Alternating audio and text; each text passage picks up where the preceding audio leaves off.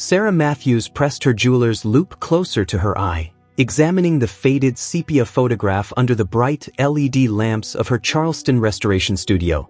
Outside, October rain drummed against the windows of the converted warehouse, creating a rhythmic backdrop to her meticulous work. The photograph, brought to her 3 weeks ago by the Boone County Historical Society, showed a stern Appalachian family posed on a wooden porch, their faces weathered by mountain life and hardship. The image dated back to 1892, taken somewhere in the hills of West Virginia. 5 figures stood rigid in their Sunday finest. A bearded patriarch with calloused hands resting on his knees, a woman in a high-collared dress with eyes that seemed to carry the weight of countless winters, and 3 children ranging from perhaps 6 to 14 years old. Behind them, the rough-hewn logs of their cabin spoke of isolation and self-sufficiency that defined Appalachian existence in that era. Sarah had restored hundreds of 19th-century photographs during her 15-year career, but something about this one had captivated her from the moment she carefully removed it from its deteriorated frame. Perhaps it was the intensity in the mother's gaze, or the way the youngest child clutched a cornhusk doll with fingers that seemed too thin, too fragile. Whatever it was, she found herself staying late in the studio, working past the point when her assistant Marcus had gone home, past the point when the coffee grew cold in her mug. The photograph had suffered considerable damage. Water stains bloomed across the lower right corner, obscuring the hem of the mother's dress. Scratches crisscrossed the surface like tiny lightning bolts frozen in time. The emulsion had cracked and lifted in several places, threatening to take precious details with it. But these were challenges Sarah knew how to meet. She had trained under one of the best conservators in the country, spent countless hours learning the delicate chemistry of albumin prints and the patience required to coax life back into images that time had nearly claimed. She was working on stabilizing a particularly damaged section when she noticed it. At first, she thought it was a flaw in the glass plate itself, or perhaps a development error from the original photographer. The cabin behind the family had a single window visible in the frame, its glass reflecting the autumn afternoon when the photograph was taken. But as Sarah adjusted her lighting and increased the magnification, she saw something that made her breath catch in her throat. There, in the window's reflection, was the unmistakable outline of another person. Sarah sat back in her chair, removing the loupe and rubbing her eyes. She had been working for 6 straight hours, and fatigue could play tricks on perception. She stood, stretched her back until it cracked, and walked to her small kitchen area to make fresh coffee. Through her studio windows, she could see the lights of Charleston's downtown district beginning to glow as evening settled over the city.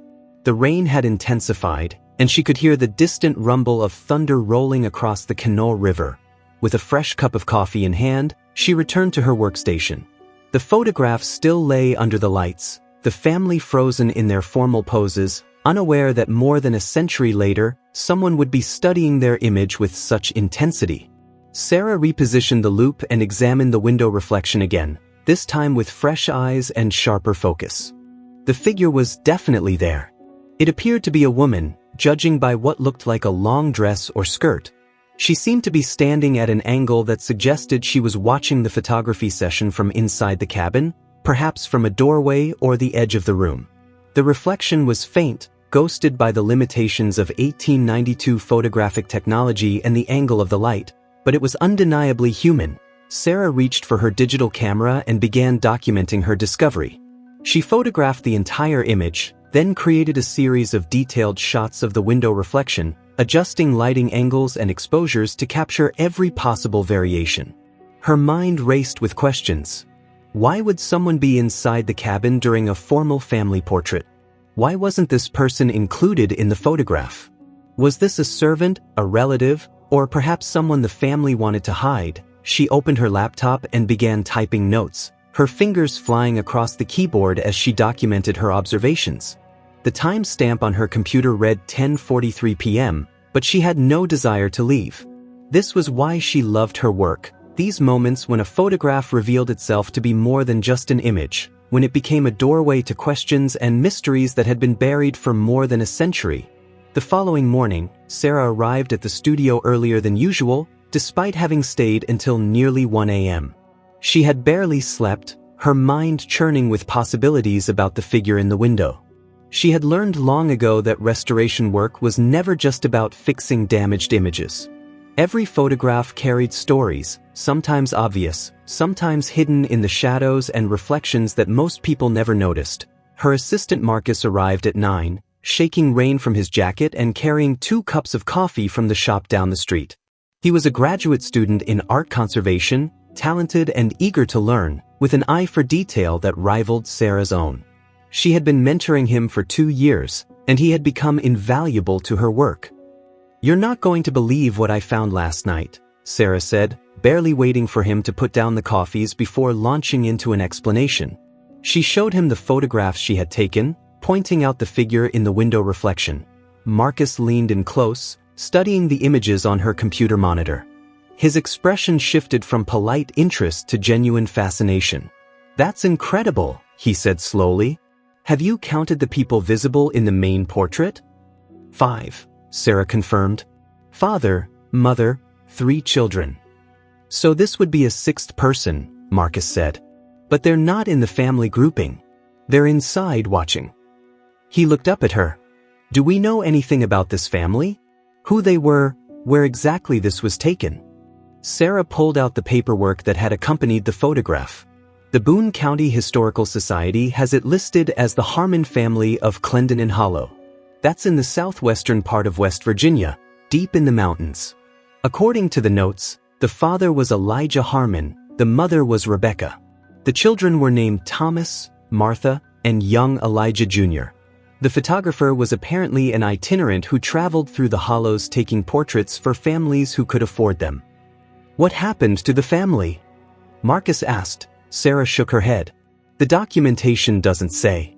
The photograph was donated to the Historical Society in 1976 by someone named Patricia Harmon Watts, who claimed to be a great-granddaughter. She died in 2004, and most of her papers were lost in a house fire. Marcus stood and walked to the window, looking out at the rain-soaked street. "So we have a family portrait from 1892 with an unexplained figure in the window and very little historical context. What's your plan?"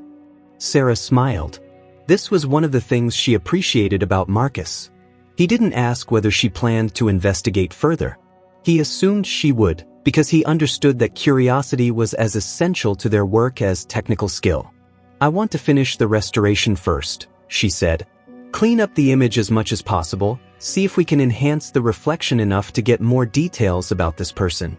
Then I think we need to contact the Historical Society and see what else they can tell us about the Harmon family." "And if they don't have more information?" Marcus asked. "Then we go to West Virginia," Sarah said simply. "We find Clendenin Hollow, talk to locals, check whatever records still exist. Someone knows something about this family, about why there's a 6th person in this photograph who wasn't part of the formal portrait." Over the next 2 weeks, Sarah and Marcus worked methodically on the restoration. They humidified the photograph to relax the curled edges, carefully cleaned the surface with specialized solutions that removed decades of grime without damaging the delicate emulsion.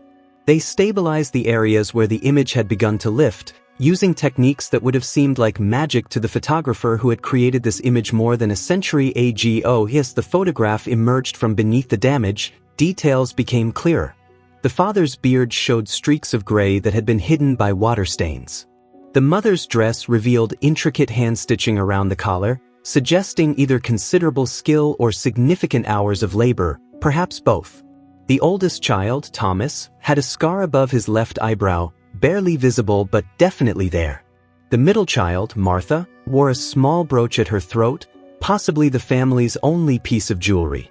Young Elijah clutched his cornhusk doll with fingers that showed the beginnings of frostbite damage, small dark spots at the tips that spoke of harsh winters and insufficient heating, but it was the window reflection that received their most intense attention. Using high-resolution scans and careful digital enhancement, they began to pull more detail from the ghosted image. The figure was definitely female, wearing what appeared to be a plain dress or possibly a nightgown. Her hair seemed long and loose, unusual for the era when women typically wore their hair up, especially for formal occasions. Her posture suggested she was leaning against something, perhaps the doorframe or wall, as if she lacked the strength or will to stand fully upright.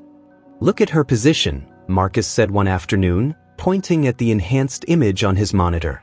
"She's in the shadows, deliberately staying back from the window. But she's watching. You can see the angle of her head, the way she's positioned to have a clear view of the porch where they're taking the photograph." Sarah studied the image, feeling a chill that had nothing to do with the November cold settling over Charleston. "She wanted to see," she said quietly. "She wanted to be part of this moment, even if she couldn't be in the photograph itself. The question is why? What kept her inside? What made her invisible to this family's history?" The call to the Boone County Historical Society connected Sarah with a woman named Dorothy Kincaid, whose accent carried the distinctive mountain cadence that immediately identified her as a native West Virginian. Dorothy had worked at the Historical Society for 32 years and remembered the donation of the Harmon photograph in 1976, though she had been just a young volunteer at the time. "Patricia Harmon Watts was in her 70s when she brought that photograph to us," Dorothy said, her voice crackling slightly over the phone line. "She said it was the only image she had of her great-grandparents, and she wanted it preserved for future generations. Sweet woman, very proper. She wore white gloves when she handled it, like it was sacred." "Did she mention anything about the family history?" Sarah asked, her pen poised over her notepad. "Anything about who the people in the photograph were, what happened to them?" There was a pause, and Sarah could hear papers rustling in the background. "Let me check our records," Dorothy said. "We interviewed her when she made the donation, standard procedure. I remember she was somewhat reluctant to talk about certain things, said some family matters were best left in the past. But she did provide basic genealogical information." More rustling, then Dorothy's voice returned. "Elijah Harmon was a timberman, worked the forests in that region. He and Rebecca had 5 children total, though only 3 survived to adulthood. That was common enough in those days, unfortunately. The family lived in Clendenin Hollow until about 1900, then moved to Charleston. Elijah found work in the coal mines after the timber industry changed." 5 children, Sarah repeated, her pulse quickening. "The photograph only shows 3. Do you have names for the other 2? One was an infant who died in 1889, before the photograph was taken. Name was Samuel. The other—" Dorothy's voice trailed off. "That's odd. There's a notation here that Patricia became uncomfortable when asked about the 5th child. The interviewer noted that she changed the subject and wouldn't return to it. No name is recorded." Sarah felt the familiar tingle of a mystery deepening. "Dorothy, we found something in the photograph during restoration. There's a figure visible in the window of the cabin, reflected in the glass. A woman who isn't part of the family grouping on the porch. We think this might be connected to the 5th child Patricia didn't want to discuss." The silence on the other end of the line stretched long enough that Sarah thought the connection might have been lost.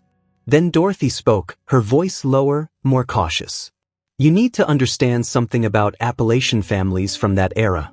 They had their ways of dealing with difficulties, with situations that didn't fit into acceptable norms. Sometimes people just disappeared from family histories, especially if there was illness or other circumstances that brought shame." "What kind of circumstances?" Sarah pressed gently. "Mental illness was the most common reason," Dorothy said.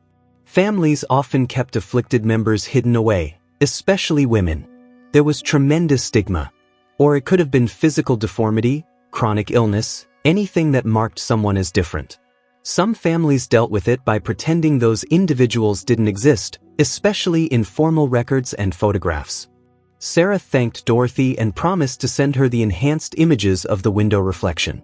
After hanging up, she sat in her studio, watching the gray November sky through the windows, thinking about a woman standing in shadows more than a century ago, watching her family pose for a photograph that would preserve their memory for generations, while she remained hidden, unnamed, erased from the official story. Marcus had been listening to Sarah's side of the conversation, and now he spoke up. "We need to go to Clendenin Hollow," he said. "If we want answers, we need to go to where this photograph was taken." 3 days later, they loaded Sarah's SUV with camera equipment, laptops, and supplies for what they anticipated might be a several-day trip.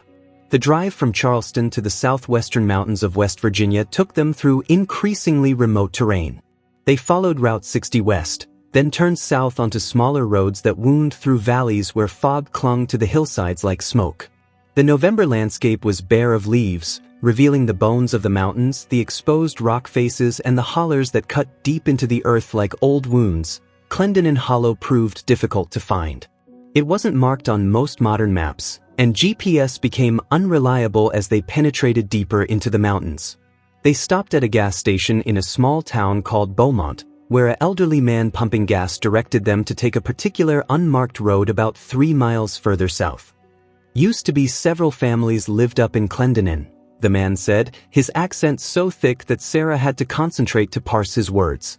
Most of them moved out in the 50s and 60s when the coal work dried up. Ain't but maybe 2 or 3 houses left now, and them's mostly empty except for hunting season. They found the road exactly where he said it would be, a narrow gravel track that climbed steeply into the mountains. Sarah's SUV handled the terrain well, but she could imagine how isolated this place must have felt in 1892, accessible only by horse or foot, cut off from the world by weather and distance.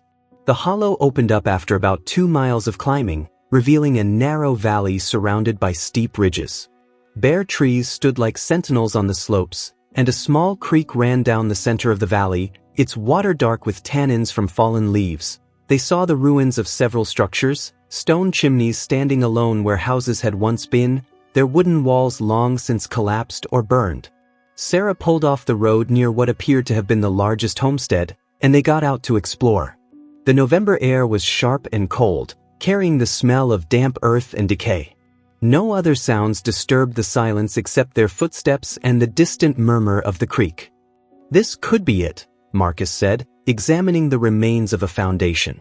The stones were hand-laid, fitted together with remarkable skill. "The size matches what we see in the photograph, and look here."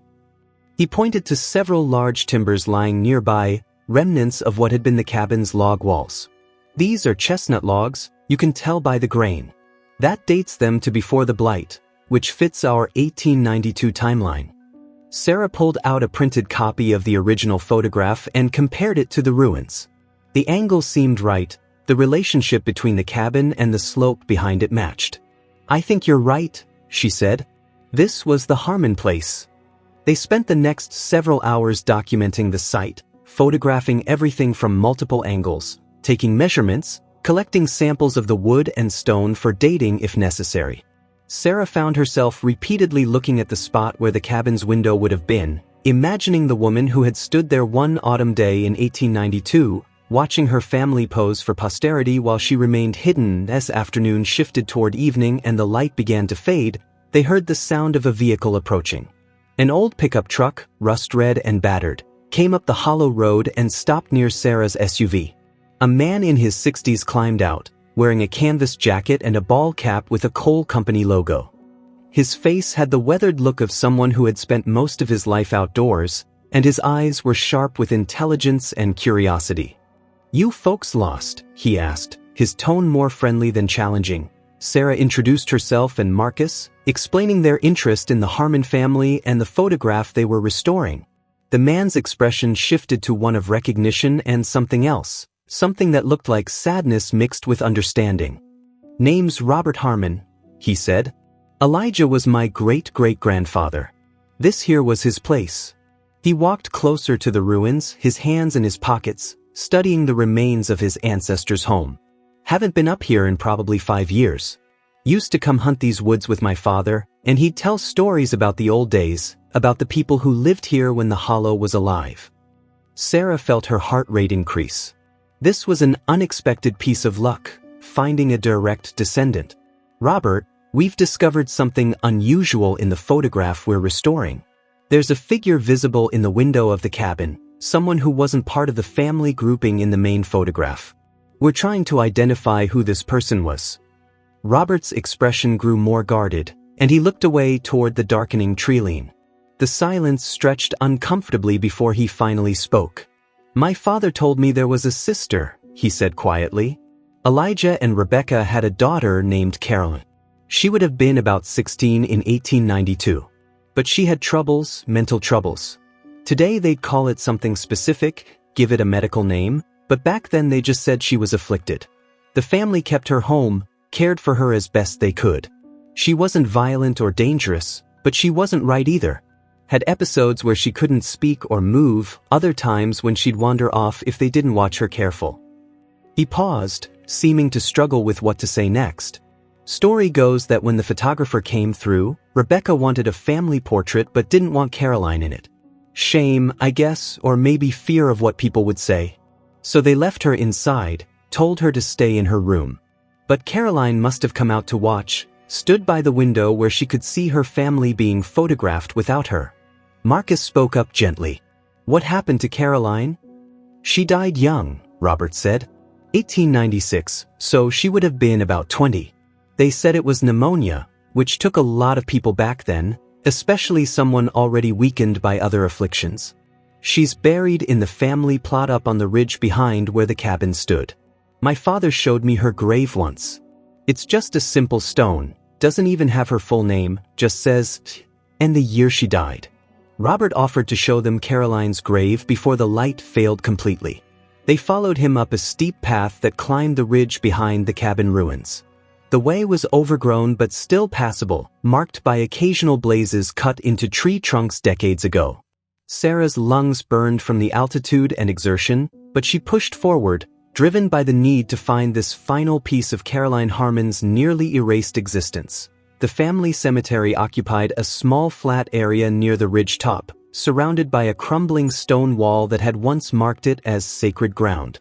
A dozen weathered stones stood at irregular angles, many too eroded to read. Robert led them to the far corner, where a simple rectangular stone, barely 18 inches high, leaned against the hillside. The inscription was exactly as he had described, Siege 1876 to 1896.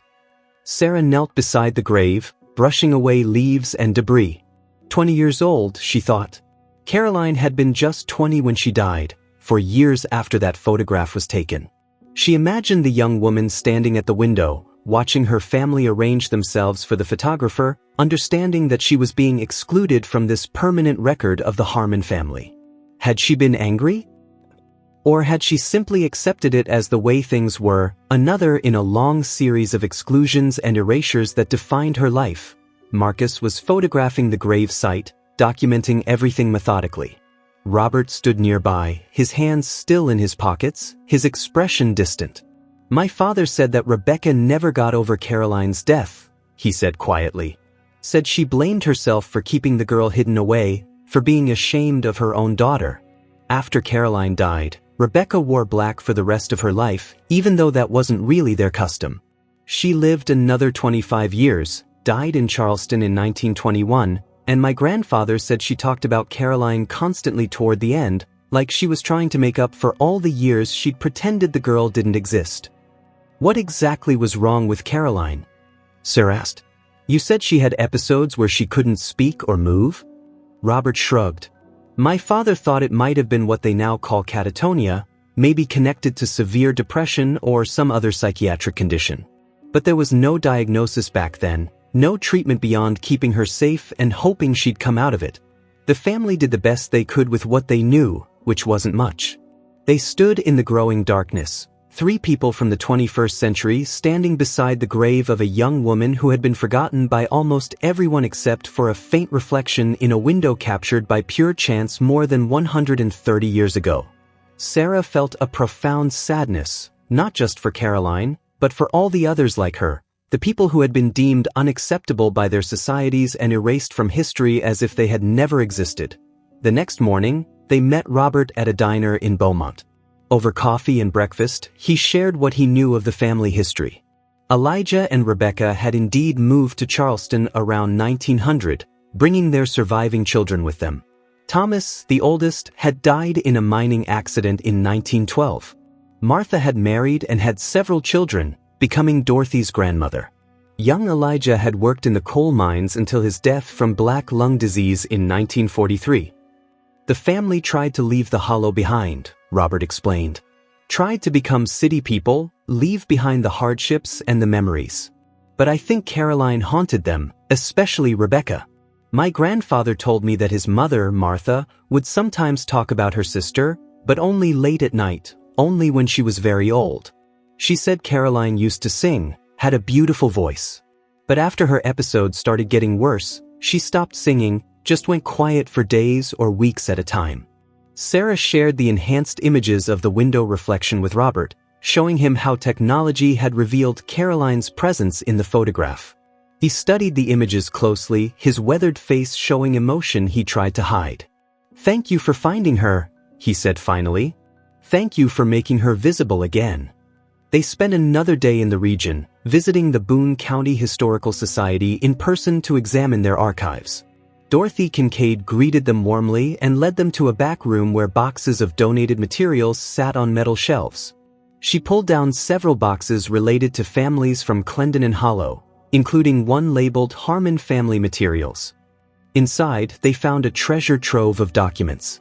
There were letters, receipts, a worn Bible with family records, and several other photographs that had apparently been too damaged or too informal for display. One photograph in particular caught Sarah's attention. It showed two young girls, probably around 8 and 10 years old, standing in front of a wooden fence. The older girl had her arm protectively around the younger one, and both were smiling at the camera. "That's Martha and Caroline," Dorothy said, reading from a note attached to the photo. "Taken around 1884. This was donated separately from the main family portrait, came from a different branch of the family in the 1990s. Sarah studied the photograph carefully. Caroline looked like any other child of that era, her expression open and happy, showing no signs of the afflictions that would later mark her as different, as someone to be hidden away. She was just a little girl standing with her sister, captured in a moment of simple joy that had nothing to do with illness or shame or family secrets. "Can we make copies of these materials?" Marcus asked Dorothy. "Better than that," Dorothy replied. "I'll have them digitized for you. The Society has been working on getting our entire collection online, and these Harmon materials are scheduled for scanning anyway. I'll prioritize them and send you high-resolution files within a few days." As they prepared to leave, Dorothy called Sarah back. "I'm glad you found out about Caroline," she said quietly. "History has a way of hiding people who don't fit the expected patterns. Women especially, anyone who was different or difficult or inconvenient. It matters that you're bringing her back, giving her a presence in the story. That photograph with her reflection, that might be the most important image we have, because it shows the truth that the family tried to hide." The drive back to Charleston felt different from the journey out. Sarah and Marcus were both quiet, processing everything they had learned. The November landscape seemed less forbidding now, more like a keeper of secrets that could be coaxed into revelation with patience and respect. Sarah thought about Caroline standing at that window, her face in shadow, watching her family pose for a photograph that was meant to represent them completely while actually showing only a carefully edited version of their reality. Back in her Charleston studio, Sarah resumed work on the restoration with renewed purpose. She had the historical context now, knew the name of the woman in the window, understood the circumstances that had kept her from being included in her family's portrait. That knowledge transformed the technical work of restoration into something more meaningful, a kind of reclamation project that went beyond simply fixing a damaged photograph. She spent additional hours working on the window reflection, using every technique at her disposal to enhance Caroline's image. The results were remarkable. With careful digital processing, Caroline's face became clearer, revealing a young woman with dark hair and eyes that seemed to look directly at the camera despite the indirect nature of the reflection. Her expression was difficult to read fully, but Sarah thought she detected a kind of resigned sadness, a recognition of her own exclusion that had become so familiar it no longer brought active pain, just a dull ache of acceptance. Marcus worked alongside her, preparing a full documentation package that would accompany the restored photograph when it was returned to the Historical Society. They included detailed technical notes about the restoration process, high-resolution scans showing the progression from damaged original to restored image, and a comprehensive historical report about the Harmon family and the identification of Caroline in the window reflection. 2 weeks after their return from Clendenin Hollow, Dorothy sent them the digitized materials from the Historical Society's archives. Sarah and Marcus spent an evening going through everything, piecing together a more complete picture of the family. They found a letter written by Rebecca to her sister in 1895, a year before Caroline's death, that made veiled references to our difficult situation and the burden that Caroline's condition places on the family. The language was euphemistic, as was common for the era, but the underlying meaning was clear. Rebecca was struggling with the challenges of caring for Caroline while also trying to maintain a respectable position in the community, but there were also glimpses of love and genuine concern. In one letter, Rebecca described how Caroline had responded well to music, how she would become more animated and engaged when someone played the fiddle or sang hymns. Another letter mentioned Caroline's skill with needlework, noting that during her better periods, she could create intricate embroidery that rivaled anyone in the region.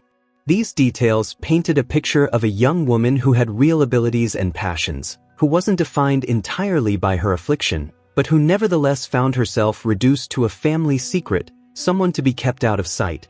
The Bible they found in the archives provided additional crucial information. In the family records section, written in what appeared to be Rebecca's handwriting, was a complete list of the Harmon children with their birth and death dates. Caroline Rose Harmon, born February 3, 1876, died March 11, 1896. But someone, perhaps Rebecca herself in later years, had added a notation beside Caroline's name, "Our gentle daughter, taken too soon, forgiven at last." Sarah found herself thinking about that phrase, forgiven at last. What did Caroline need to be forgiven for? Being born with a condition she didn't choose and couldn't control? Or was this Rebecca's way of asking forgiveness for herself, for the years of hiding and shame?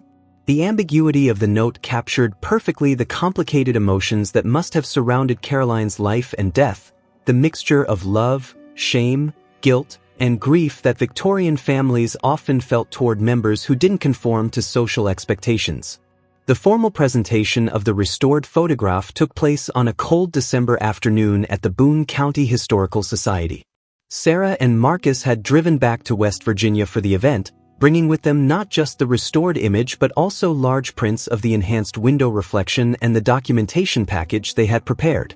Dorothy had invited local historians, genealogists, and several members of the extended Harmon family, including Robert and two of his cousins who had driven in from Kentucky. The presentation room was small but warmly lit, with exposed brick walls and display cases containing artifacts from the region's history. About 30 people attended, more than Dorothy had expected, suggesting that word of the discovery had spread through the community. Sarah felt nervous as she set up her presentation, aware that she was about to reveal family secrets that some people might prefer to have stayed buried. But as she began speaking, describing the restoration process and the discovery of Caroline in the window reflection, she saw recognition and understanding in the faces of her audience rather than resistance or anger. These were people who knew their own family histories, who understood that the past was complicated, that their ancestors had often made difficult choices in circumstances that modern people could barely imagine. They weren't here to judge the Harmons for hiding Caroline. They were here to remember her, to acknowledge her existence, to bring her back into the family story where she belonged. Sarah showed the progression of images, from the damaged original to the cleaned and stabilized photograph to the enhanced window reflection that revealed Caroline's presence. There was audible emotion in the room when the final enhanced image appeared on the screen, showing Caroline's face with remarkable clarity, her eyes looking out toward her family, her expression capturing a complex mixture of longing and acceptance that transcended the limitations of 19th-century photography. Robert spoke after Sarah's presentation, his voice thick with emotion. He talked about his father's stories, about the family's journey from Clendenin Hollow to Charleston, about the costs of that journey and the people who got left behind in memory if not in physical fact. "Caroline was my great-great-aunt," he said. "I never knew her, never even saw a photograph of her until today. But she was real. She lived, she felt things, she mattered. Thank you for giving her back to us." One of Robert's cousins, an elderly woman named Grace, raised her hand tentatively. When Dorothy nodded to her, she stood and spoke in a soft voice that nevertheless carried clearly through the quiet room. "My grandmother was Martha, Caroline's younger sister. She used to tell me about Caroline when I was a little girl, back in the 1950s. She said Caroline loved birds, used to watch them from the cabin window and could identify them all by their songs. She said Caroline was the smartest of all the children, could read better than any of them even though she never had much formal schooling. But Grandma Martha also said that Caroline scared people sometimes, that when she had her spells, she'd go rigid and stare at nothing for hours, and back then nobody understood what was happening or how to help. Grace sat down, wiping her eyes with a handkerchief. Sarah felt a lump in her own throat, moved by these fragments of Caroline's life being spoken aloud after so many years of silence. This was the real power of restoration work, she thought. It wasn't just about repairing damaged photographs. It was about recovering lost stories, about giving voice to people who had been silenced by circumstance, illness, shame, or the simple passage of time. After the formal presentation ended, people came forward to examine the restored photograph more closely. Sarah had brought several large prints, including one that showed the entire image and another that focused specifically on the enhanced window reflection. People studied Caroline's face intently, as if trying to read something in her expression that would help them understand who she had been, what she had felt standing at that window while her family posed without her. Dorothy pulled Sarah aside as the event was winding down. The Society would like to create a permanent exhibit about Caroline and the importance of recognizing hidden histories, she said. We'd like to feature the restored photograph prominently, along with the story of how she was discovered and identified. With your permission, we'd also like to include information about the restoration process itself, to show how modern technology can help us recover forgotten truths. Sarah agreed immediately, grateful that Caroline's story would have a permanent place in the historical record rather than fading back into obscurity. They discussed details for the exhibit, planning to include not just the photograph but also the letters and other materials from the archives, creating a comprehensive portrait of Caroline's life and the era in which she lived. As Sarah and Marcus prepared to leave, Robert approached them one final time. "I've been thinking about something," he said. "Caroline's grave up in Clendon Hollow. It doesn't even have her full name on it. Just initials. I'd like to have a new stone made, a proper one that says Caroline Rose Harmon and maybe includes some words about who she was. Would you help me with that? Help me figure out what to say." They sat together in the Historical Society's small library, Sarah with her laptop open to her notes, Robert with a pad of paper, trying to find words that would honor Caroline's memory without being patronizing or sentimental. After several drafts and revisions, they settled on something simple but meaningful: Caroline Rose Harmon, February 3, 1876 to March 11, 1896. Beloved daughter and sister. May she be remembered not for what kept her hidden, but for the gentle soul she was. Robert nodded, satisfied. "I'll have it made and installed in the spring, when the weather clears and I can get up to the hollow more easily. Maybe we can have a small ceremony, just family, to dedicate the new stone. You'd be welcome to attend if you'd like." Sarah promised they would be there, touched by the invitation and by Robert's determination to give Caroline the recognition she had been denied in life. This was why she did restoration work, why she spent long hours hunched over damaged photographs in her Charleston studio. Every image contained stories, and some of those stories needed to be told, needed to be recovered from the shadows and silences where they had been hidden. The drive back to Charleston that evening took them through the dark mountains, the same route they had traveled weeks earlier when they first set out to find Clendon Hollow. But everything felt different now. They had started with a mysterious reflection in a window and ended with a name, a history, a human being who had been returned to her rightful place in the family narrative. The mountains no longer seemed forbidding. They seemed instead like guardians of memory, holding on to stories until someone cared enough to listen. In the months that followed, Sarah continued her restoration work, but with a deeper appreciation for the human stories embedded in every photograph that crossed her workbench. The Harmon portrait, with Caroline's presence finally acknowledged and visible, became something of a signature piece for her, featured on her website and in interviews about her work.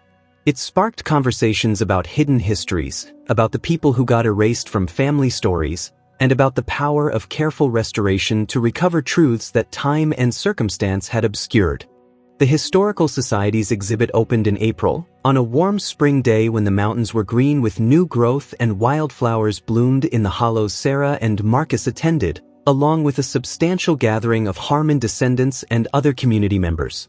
The exhibit was thoughtfully designed, with the restored photograph as the centerpiece, surrounded by contextual information about Appalachian life in the 1890s, about mental illness and social attitudes of the era, and about the specific circumstances of Caroline's life and death. But the most moving element of the exhibit was a display case containing items that had belonged to Caroline. Grace had donated several pieces of embroidery that her grandmother Martha had saved, beautiful work showing intricate patterns of birds and flowers that demonstrated Caroline's skill and patience. There was also a small leather-bound journal, mostly blank, with just a few entries in a careful hand. One entry, dated July 12, 1893, read simply, "Heard a wood thrush today. Its song made me feel less alone." Sarah stood in front of that display case for a long time, reading that simple sentence over and over, feeling the weight of Caroline's isolation and the small comforts she had found in the world around her. A bird's song had made her feel less alone.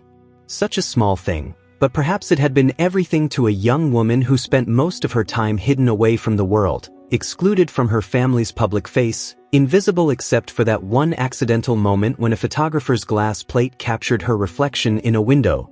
True to his word, Robert had installed a new gravestone at Caroline's burial site in Clendenin Hollow. The ceremony took place on a Saturday in May, with about 20 family members making the journey up the mountain path to the old family cemetery. Sarah and Marcus attended, bearing witness as Robert read a brief statement about Caroline's life and the importance of remembering all members of a family, not just those who were easy to acknowledge. After the ceremony, as people were making their way back down the mountain, Grace approached Sarah one final time. "I want to tell you something my grandmother told me," she said. She said that Caroline died on a March morning when the snow was still on the ground but the first robins had come back from the south. Martha said Caroline saw the robins from her window and smiled, first time she'd smiled in weeks. Then she went to sleep that afternoon and just never woke up. Martha always believed Caroline held on until she could see the birds come back one more time. Sarah felt tears on her cheeks, not from sadness exactly, but from something more complex. It was the kind of grief that comes from recognizing a life that had contained both beauty and suffering, a person who had been denied so much but who had still found moments of connection and joy in the simple turning of seasons and the return of birds to familiar trees. Caroline had been invisible for more than a century, erased from the official family story, reduced to ambiguous initials on a forgotten grave. But now she was visible again, present in the historical record, acknowledged and remembered. That evening, back in Charleston, Sarah sat in her studio with the original Harmon photograph in front of her. The restoration was complete, the image stable and preserved for future generations. But the work felt unfinished somehow, or rather, it felt like it had expanded beyond the technical process of cleaning and repairing a damaged photograph into something larger and more important. She opened her laptop and began writing. Not a technical report this time, but a narrative account of the discovery of Caroline Harmon, of the journey to Clendenin Hollow and the recovery of a hidden history. She wrote about the ethics of family secrets, about the complicated motivations that lead people to erase others from the record, and about the responsibility of historians and archivists to look beyond the official story to find the truths that have been buried or forgotten.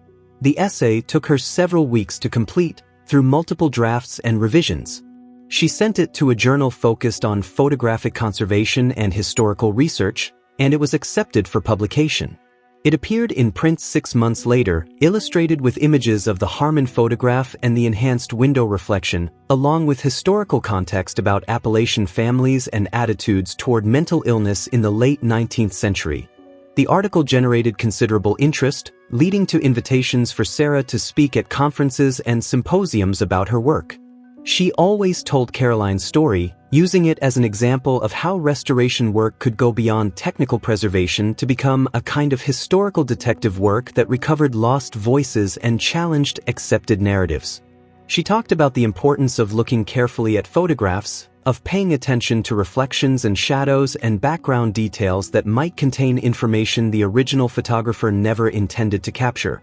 But more than anything, she talked about the ethical dimensions of her work, about the responsibility that came with bringing hidden stories to light.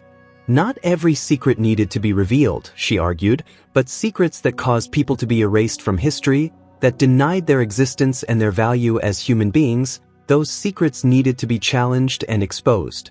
Caroline Harmon deserved to be remembered not as someone to be ashamed of, but as a person who had lived and felt and mattered, whose presence in that window reflection had finally, after more than a century, brought her back into the family story where she had always belonged. Years later, when Sarah reflected on the Harmon restoration, it remained one of the most meaningful projects of her career. Not because of its technical challenges, though those had been significant, but because of what it had taught her about the power of careful observation and patient research to recover truths that seemed lost forever.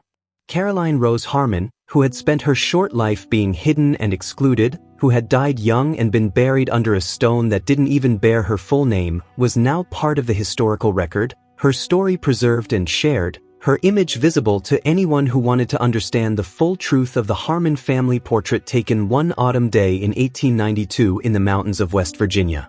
The photograph itself, fully restored and professionally framed, hung in a place of honor at the Boone County Historical Society, with a comprehensive information panel that told Caroline's story and explained the significance of her presence in the window reflection.